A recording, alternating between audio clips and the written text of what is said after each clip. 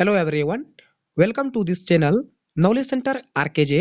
दोस्तों, Bihar board inter परीक्षा 2024 का आज 8 सवालों का हिंदी का एग्जाम हो चुका है और आज पूछे गए सभी 100 ऑब्जेक्टिव को 100% सही उत्तर के साथ देखने वाले हैं। तो आप मिलान कर लीजिएगा, आपने जो है 50 में कितना सही किए हैं और वीडियो के अंत में कमेंट भी कीजिएगा आपका जो है कितना सही हुआ है। दोस्तों, मेरे पास जो है सेट कोड जे है, तो अगर आपके पास कोई दूसरा भी सेट कोड है तो आपको चिंता नहीं करना है, क्योंकि जितना भी क्वेश्चन रहता है सब क्वेश्चन सेम ही रहता है, सिर्फ उसका नंबर चेंज रहता है। तो आप आराम से रोक करके मिला लीजिएगा आपका कितना सही हुआ है और वीडियो को लाइक करके चैनल को सब्सक्राइब जरूर कीजिएगा। तो पहला प्रश्न है, सिपाही की माँ एकांकी में बिस्नी चरपाई के पास जो है मोढ़े पर बैठी क्या करती दिखाई देती है? तो दिखाई देती है सूत काटती। तो ऑप्शन नंबर जिन्होंने ए मारे हैं सूत काटती, उनका बिल्कुल सही उत्तर है। तो अगला प्रश्न है, सरैया मनताल का जल जो है कैसा है? तो इसका जो जल है कैसा है, वो स्थिर है। ऑप्शन नंबर बी मारे हैं तो आपका बिल्कुल सही उत्तर है। तो अगला प्रश्न है, वैशाली महोत्सव का बीजारोपण जो है किसने किया था? तो इसका बीजारोपण किया था जगदीश चंद्र माथुर ने। ऑप्शन नंबर सी मारे हैं तो इसका बिल्कुल सही उत्तर है। तो अगला प्रश्न है, गंडक नदी का जल जो सदियों से चंचल रहा है, यह किस पंक्ति द्वारा जो है लिया गया है? तो ये लिया गया है जगदीश चंद्र माथुर के द्वारा। तो ऑप्शन नंबर ए जो है बिल्कुल सही उत्तर है। तो अगला प्रश्न है, मुन्नी पठित पाठ के आधार पर जो है निम्न में से कौन थी? तो मुन्नी जी थोड़ी कौन थी? विष्णु की बेटी थी। ऑप्शन नंबर ए इसका जो है सही उत्तर है। तो अगला प्रश्न है, फिर भी कोई कुछ कर ना सका छिन ही गया खिलौना मेरा, यह पंक्ति जो है किस शीर्षक कविता से है? तो यह पंक्ति है, यह किससे है? तो यह है पुत्र वियोग से। ऑप्शन नंबर 20 का जो है बिल्कुल सही उत्तर है।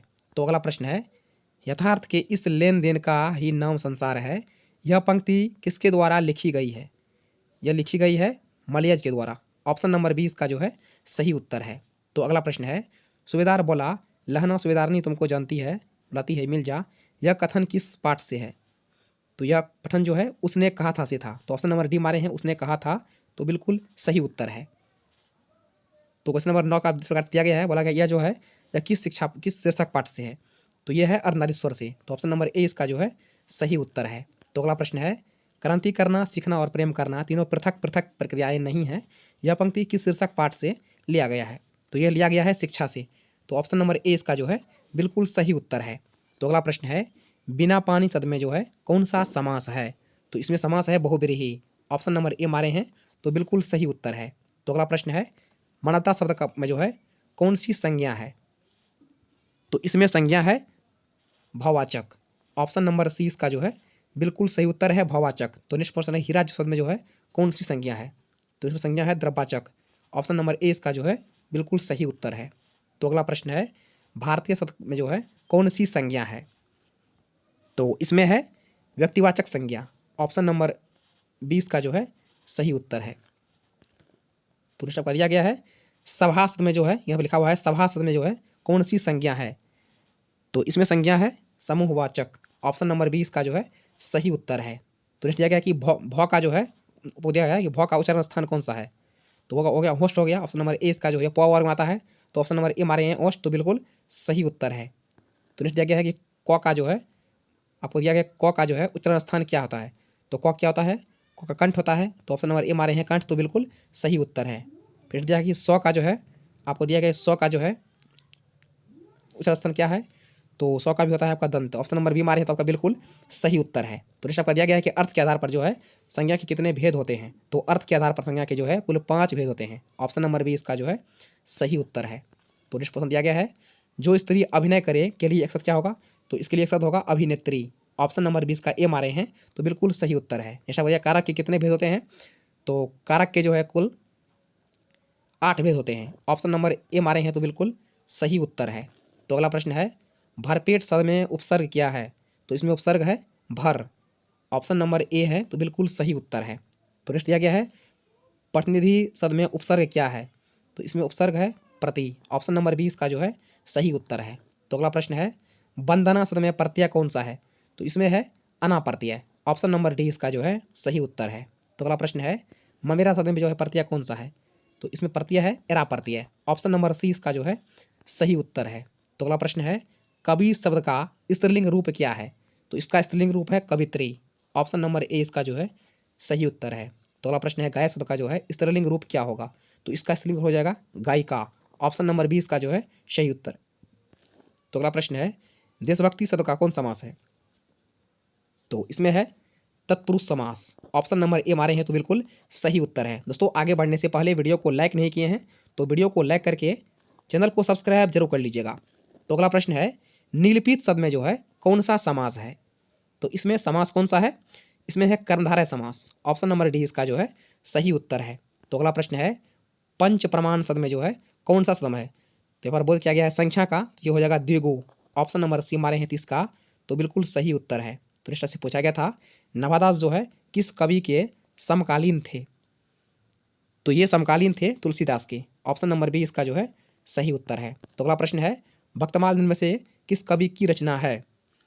तो ये रचना है नभादास का। ऑप्शन नंबर ए इसका जो है सही उत्तर है। तो अगला प्रश्न है सुभद्रा कुमारी चौहान का निधन जो है कैसे हुआ था? तो इनका निधन कैसे हो गया था? तो इनका निधन हुआ था कार दुर्घटना में।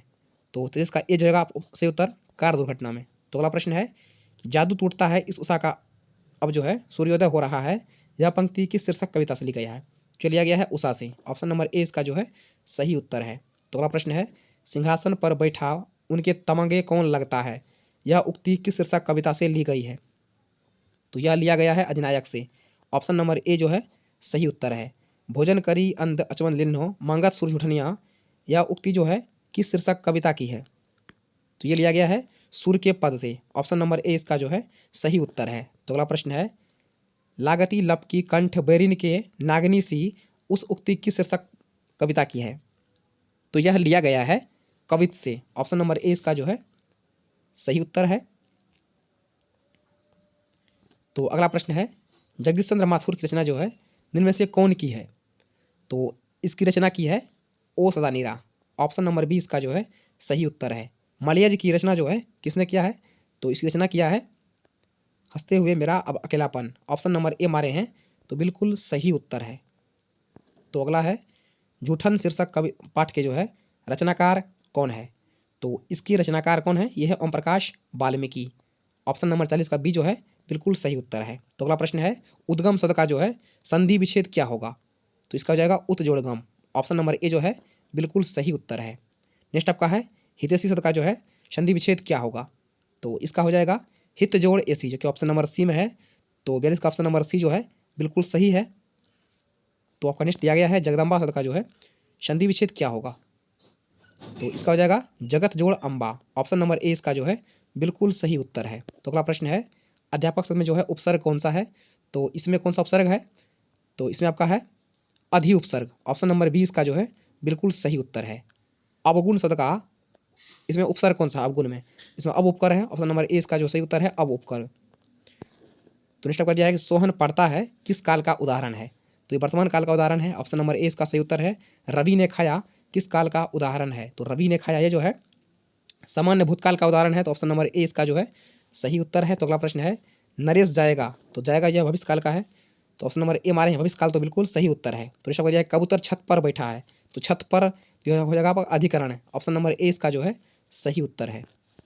तो नेक्स्ट पर कि बच्चे घर में है किस कारण का उदाहरण है? बच्चे घर में है तो यह हो जाएगा आपका अधिकरण का। ऑप्शन नंबर सी इसका जो है सही उत्तर है। तो अगला प्रश्न है शिक्षा ग्रहण करने वाला के लिए शब्द क्या होगा? जगह शिक्षार्थी। ऑप्शन नंबर ए इसका सही उत्तर है। तो अगला प्रश्न है तीव्र बुद्धि वाला के लिए एक शब्द क्या होगा? तो ऑप्शन नंबर ए इसका सही उत्तर है। रात को पढ़ने वाले को क्या हो जाएगा? इसमें कौन सा पदबंध है?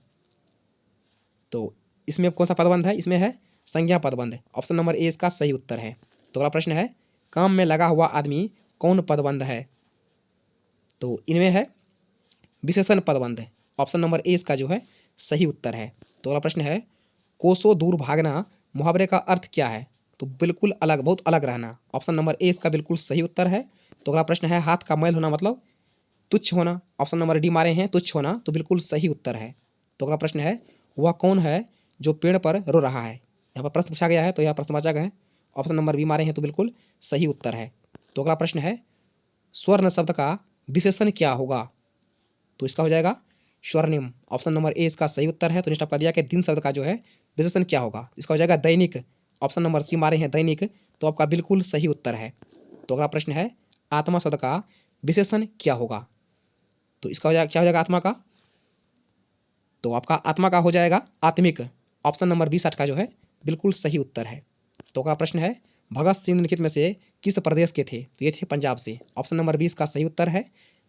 तो नेक्स्ट क्वेश्चन है वात्सल्य भाव के सर्वोपरि कवि निम्न में से कौन है? तो इसके कौन से हैं? ये है सूरदास। ऑप्शन नंबर 30 का जो है सही उत्तर है। तो अगला प्रश्न है जयशंकर प्रसाद किस वाद्य के कवि है? तो जयशंकर प्रसाद जो है ये है छायावादी कवि। ऑप्शन नंबर ए इसका सही उत्तर है। प्यारे नन्हे बेटे को कविता में लोहा किसका प्रतीक है? तो इसमें लोहा जो है मशीन का प्रतीक है। नेक्स्ट आपको पूछा गया है कि पुत्र वियोग शीर्षक के जो है कैसी रचना है? तो यह एक शोक गीत है। ऑप्शन नंबर ए इसका सही उत्तर है। तो अगला प्रश्न है कवित्री का खिलौना क्या है? तो उसका पुत्र का खिलौना है। तो ऑप्शन नंबर ए इसका सही उत्तर है उसका पुत्र। तो नेक्स्ट क्वेश्चन है कि भागलपुर विश्वविद्यालय में उप कुलपति पद पर जो है कौन रह चुके हैं? तो रह चुके हैं Randhari Dinkar Singh. Option number A मारे हैं 67 का, तो बिल्कुल सही उत्तर है। तो अगला प्रश्न है संपूर्ण क्रांति संभाषण किसने दिया था? जयप्रकाश नारायण ने दिया था। तो ऑप्शन नंबर ए इस क्वेश्चन का बिल्कुल सही उत्तर है। तो अगला प्रश्न है निम्न में से गद्य कविता कौन सी है? तो हार जीत जो इनमें से गद्य कविता है। तो ऑप्शन नंबर ए इसका जो है सही उत्तर है। तो अगला प्रश्न है अधिनायक शीर्षक कविता निम्न में से किस प्रकार की रचना है? तो यह जो एक प्रकार का व्यंग्य कविता है।